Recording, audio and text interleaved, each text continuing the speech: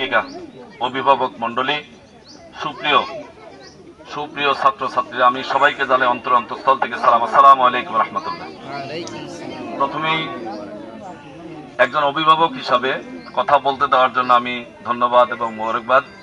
আমার দুটি বাচ্চাকেই যেহেতু আমরা পিস স্কুলে দিয়েছি, সেহেতু নাটোরের ভিতরে এই শুভক্ষণে শুভযাত্রায় পিস স্কুলের এই যে যাত্রা শুরু হলো, সেই যাত্রায় আমরা আমাদের অভিভাবক হিসাবে দাবি একটাই, আমাদের সন্তানদেরকে যেন বাংলাদেশের অন্যান্য পিস স্কুলে যেভাবে সুন্দর, মেধাবী, স্মার্ট, ধর্মীয় এবং আধুনিক, ইসলামী এবং আধুনিক দুটা শিক্ষার সমন্বয় গড়ে উঠাচ্ছে, নিঃসন্দেহে নাটোরের এই পিস স্কুল একই চাহিদা পূরণের ক্ষেত্রে আমাদের সেই অভাবটাকে পূরণ করবে।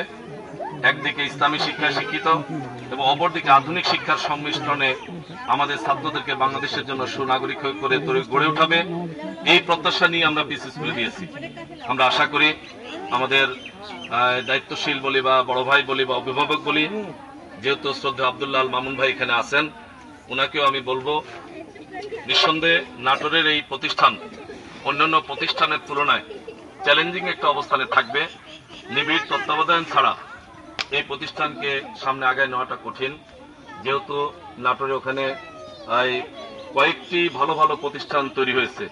তার মধ্যে চ্যালেঞ্জ মোকাবেলায় যে মানের শিক্ষা ব্যবস্থা দিলে অভিভাবকদের সার্বিক একটা চাহিদা পূরণ হবে, সেই মানের দিক থেকে শিক্ষক মন্ডলী যথাযথ ভূমিকা রাখবেন, মান পূরণের ক্ষেত্রে শিক্ষকরা যথাযথ ভূমিকা রাখবেন, এই আশাবাদ ব্যক্ত করে সবার সুস্বাস্থ্য এবং দীর্ঘায়ু কামনা করে